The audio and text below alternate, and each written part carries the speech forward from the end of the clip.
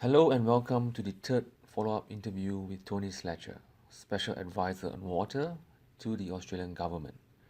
Tony shares the latest updates about the high-level panel on water in this interview since his last interview with Karen in December last year. This is a short interview, only 20 minutes, and if you are interested in the progress of the high-level panel on water, it would be worth your time to have a listen. My name is Raymond Lam, and I hope you enjoy this interview with Tony Slatyer. So Tony, thank you so much for taking the time to talk about the latest updates on the high-level panel on water. I'm sure there are lots of new developments since your last interview with Karen last December in 2018. Could you please tell us more, Tony, about your recent developments? Raymond, there has been much going on with the high-level panel on water. It's hard to believe that the panel has been operating for nearly 2 years. It was set up to do its job within 2 years. The leadership, membership of the panel has been very stable over that period, given that these are all serving heads of government and heads of state who are all subject to political cycles.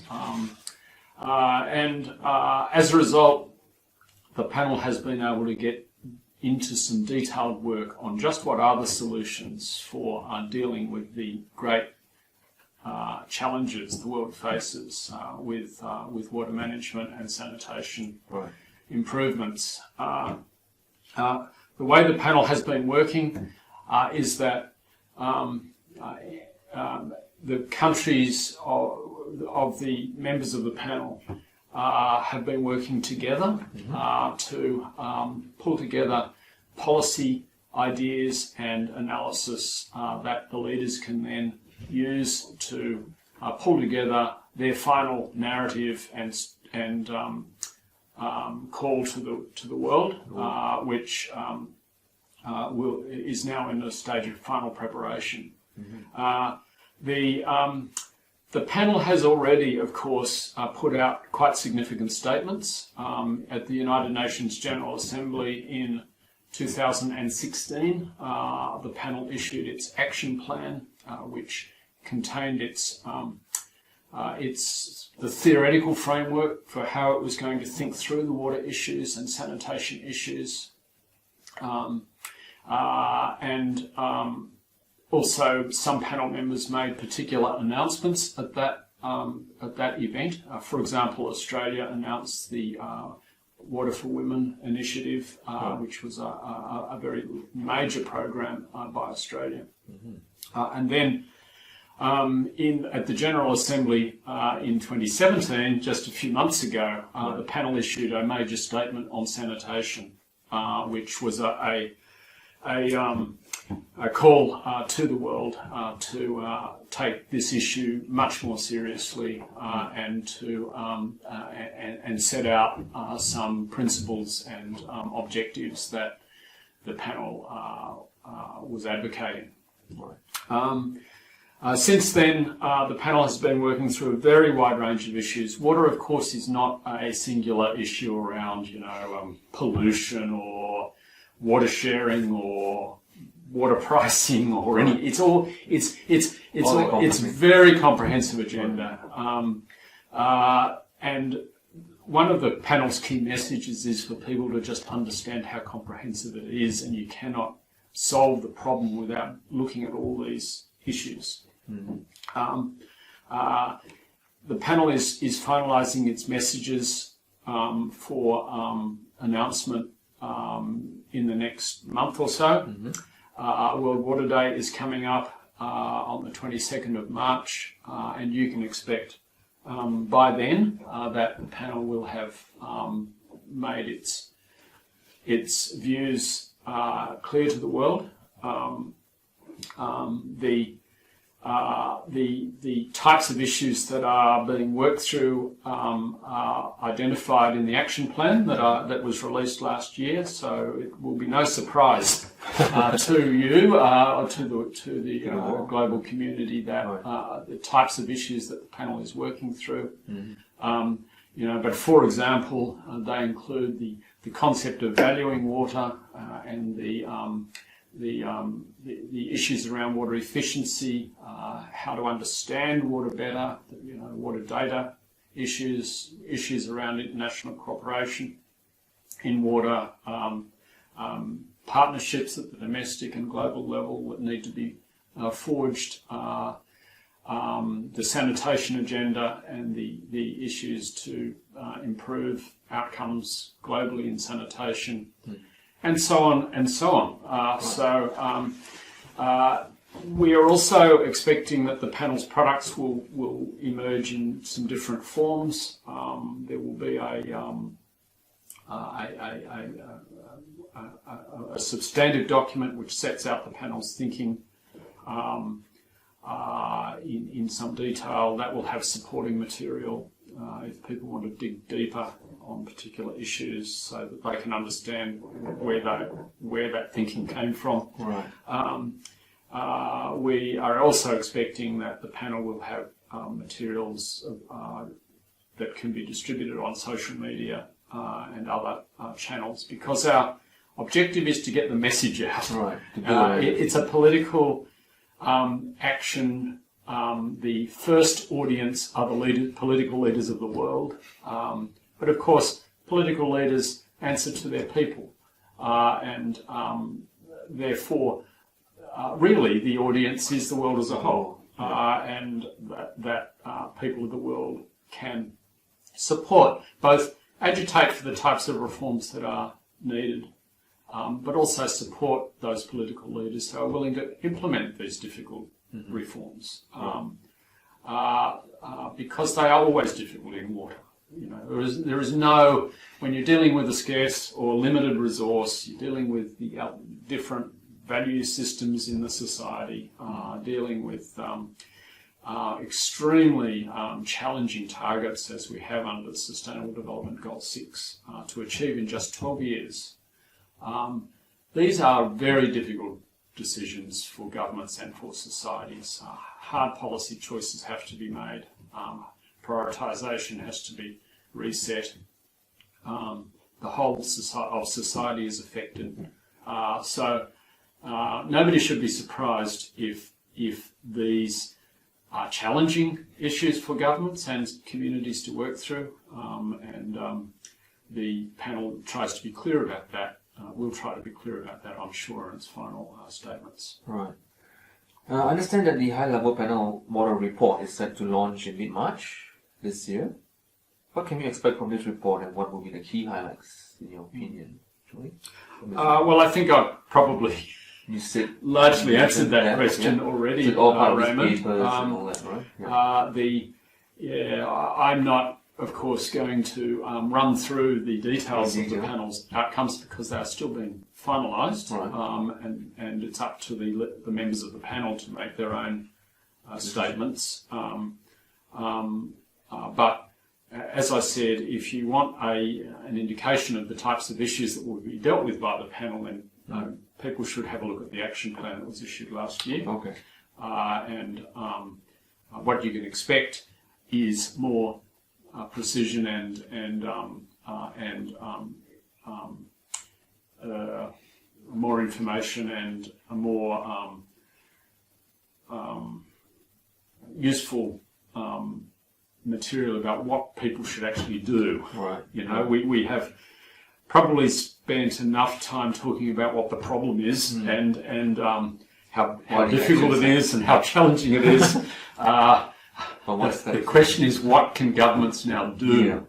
Particularly those governments that have the largest gap to fill between their current achievements in water and sanitation and those that they have promised under Sustainable Development Goal 6. There's a lot to do.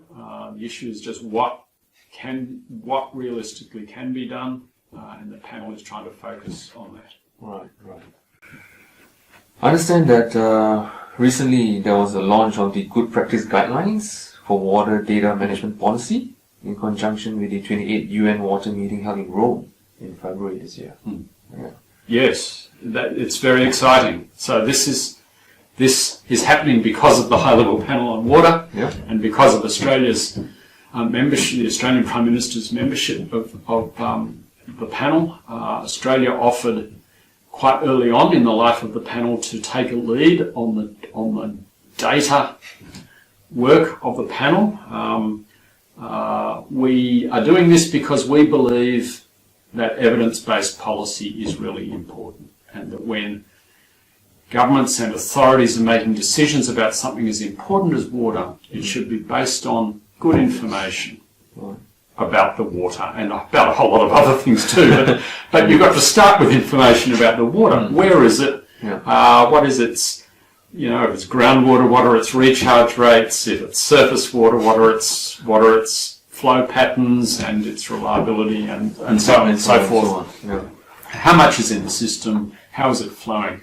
Now, in many countries, that is taken for granted that information exists. But in many other countries, there is very little information of this type. Right. And that the measuring equipment and so forth that might have been installed decades ago has been washed away in the last flood, and nobody can afford to replace it. And these are huge, actual, practical problems.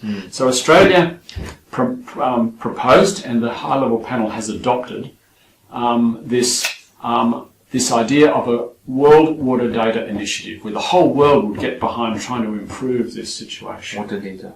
The World Water Data Initiative has three key elements.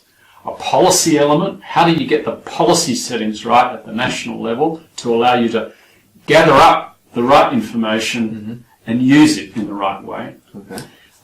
Second, a harmonisation element, which is around how can we ensure that all the various analytical tools and data set sources that are available, particularly say from remote sensing or from the international community, are aligned and are harmonised so that it is easy for the poorer developing countries to access that and use that material. And thirdly, an innovation agenda in data.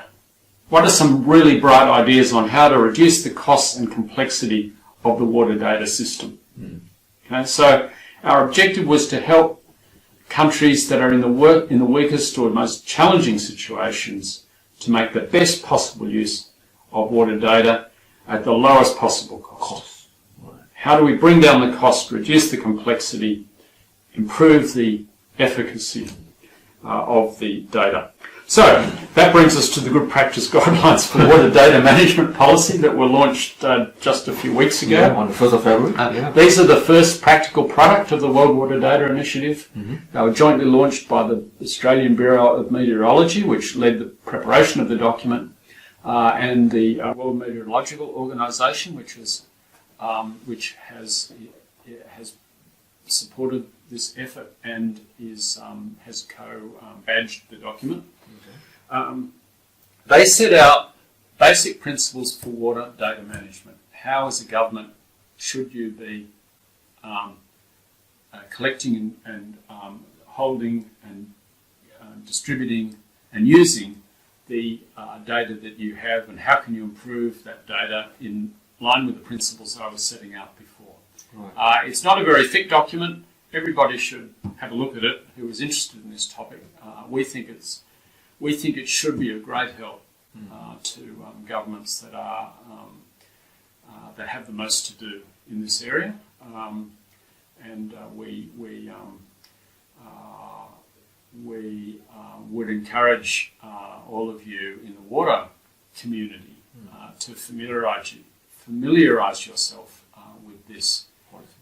It's if you like, the 101 course on water data management, written by experts from Australia who have developed these systems for use in very difficult circumstances here, and have written this up in a way that will be meaningful, useful and relevant for developing countries. Is this report currently available on the website, Tony, for download? Yes, it is. But if you Google the title, I'm sure it will also come up very quickly. The Water Data Management Policy. Right, that's good. I understand that there's the big event coming up in Brazil, the World Water Forum, on the 18th of March. Any plans for the high-level panel on water during that event in Brazil? Look, those plans are under discussion with the Brazilian government presently. There will be. Of course. Yeah. There will be, of course, that it will be a great platform to announce and explain some of the panel's outcomes. We're in discussion, or the Joint Secretariat for the High Level Panel is in discussion with the Brazilian government and the World Water Council, which is arranging the World Water Forum on how that will work. We are hoping that we can have members of the panel explain to the global water community at that event what is happening. Of course, also on the during that conference, which goes for a whole week, World Water Day occurs. Yeah, I think it's on the Thursday. And on World Water Day, there will also be events going on all around the world. And in New York, at the United Nations, there will be the launch of the International Decade on Water. So all these events are happening at just the right time, because it means that there will be lots of cascading news, information, initiatives about water, all happening in 1 week. Right. And that means that we hope that the momentum will build, the general public will take an interest, the awareness level in the world will go up, will go up a notch, and the panel's ideas will then play into that momentum and help show people, yes, there is a way forward here. Any important There are ways that these issues can be dealt with. They may be difficult, they may be controversial, they may be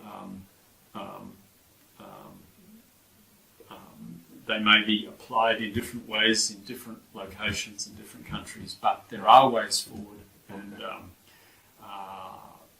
we would be encouraging all governments to get behind this challenge. Thank you very much, Tony. Before we end this interview, are there any last words that you'd like to say before we end this interview, Tony? Look, I would finish just by encouraging. If you're watching this, it means you're interested in water issues, we want everybody should be interested in water issues because they are existential for the future of our people and the global environment and society. So, if you're watching this, please help get the message out. Get the message out about how important these water issues are, how important Sustainable Development Goal 6 is, the great global challenge of safe water and sanitation for all people by 2030. It's a fantastic challenge, and it's a fantastic opportunity for the world to do really great things that will improve lives for millions, billions of people in the future.